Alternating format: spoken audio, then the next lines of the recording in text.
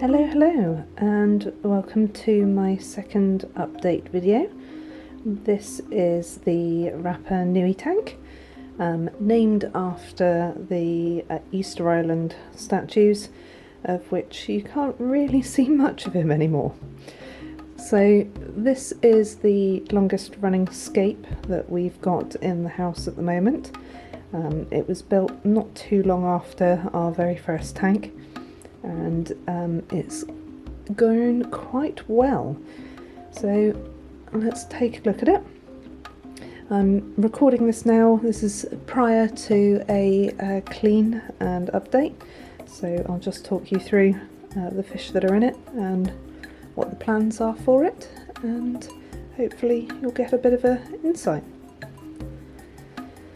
So that is actually the Easter Island head you can see in the background there.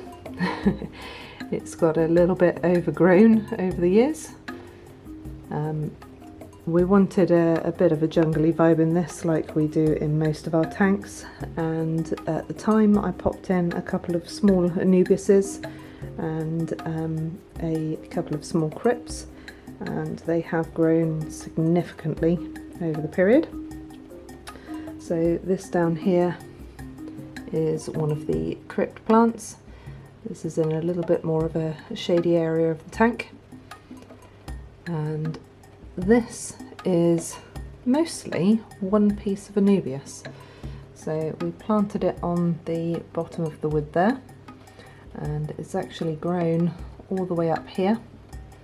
There is another smaller bit of Anubius up here in the corner. And there is a larger Anubius here, which you can see has grown out into two prongs that actually grows out of the water at the top here.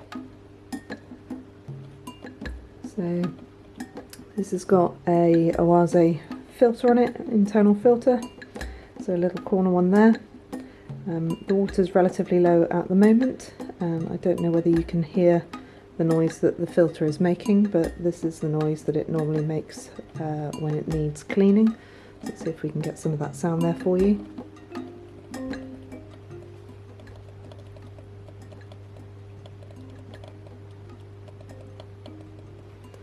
So I don't know whether you can hear it, but essentially the flow of the water is not going through properly at the moment. This is one of the other smaller crypts that I put down in this corner here,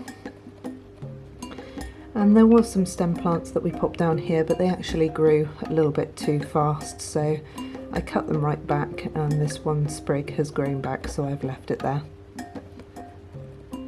So enough about this, let's show you some of the fish. So originally in this tank, and you might have seen from earlier videos, we had some of these sunburst tuxedo platies. And this is our very first baby, Tempest. So platies are live bearers, they reproduce a lot.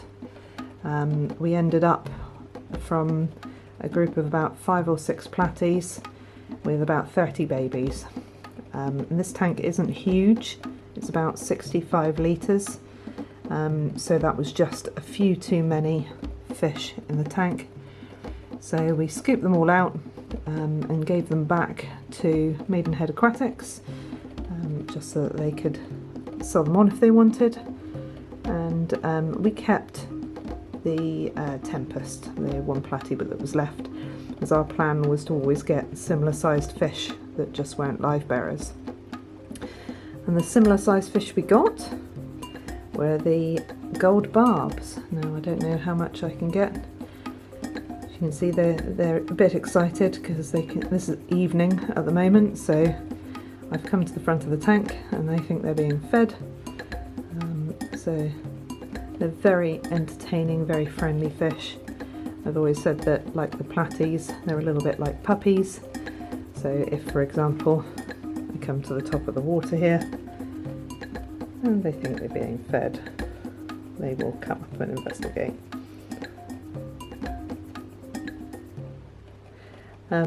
In here as well, it's work really well as a community fish.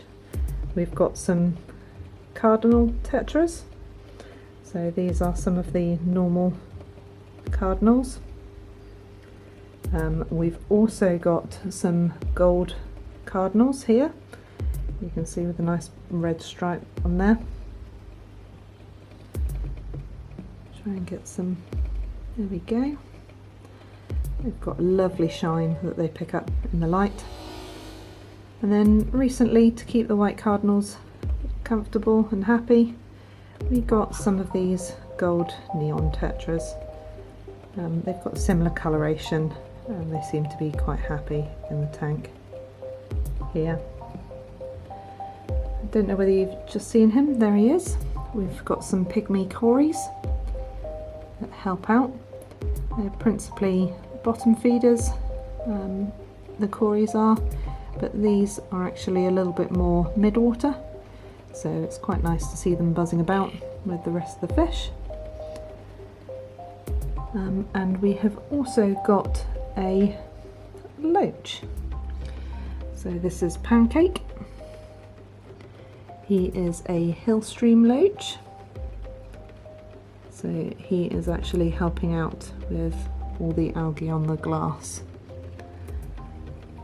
And the ones that you won't see in here at the moment, because they do actually hide and come out quite rarely, are the coolie loach. We have a pair of coolie loach in here called Noodle and Wiggles. Their favourite homes are in that little gap under the statue head, and there's also a couple of holes in this bit of wood that they like to hide in. So we do get to occasionally see them come out for feeding. I always make sure that when I do feed them, there's enough that will sink down to the bottom for them to pick up when they're comfortable coming out. But otherwise we don't see them as much as we did when they first went in. So it's always a nice surprise to see them, and it's useful to spot them every now and again, because you never quite know whether you've still got them or not, because they hide quite often. In addition to the fish, we have got some shrimp in here. They're often quite hard to spot, so they do then tend to hide at the back quite a lot. But we've got some nice orange shrimp in here. So these are just standard Neocardinas. I think these are maybe Sakura oranges or something like that. But as well as that, there are a couple of navy blue shrimp in here as well. But they're very difficult to spot. They like to hide at the back. So it's a nice collection of fish in this tank. Like I said, it does need a maintenance session. So there's a couple of things that you'll spot in here. So the first thing is that we need to reduce down some of the floating plants on top, because they've grown quite a bit. Not too mad, because I did do a clear out recently, but that needs a little bit of taking out. There's also a couple of leaves here that are dying back, so we need to cut those off.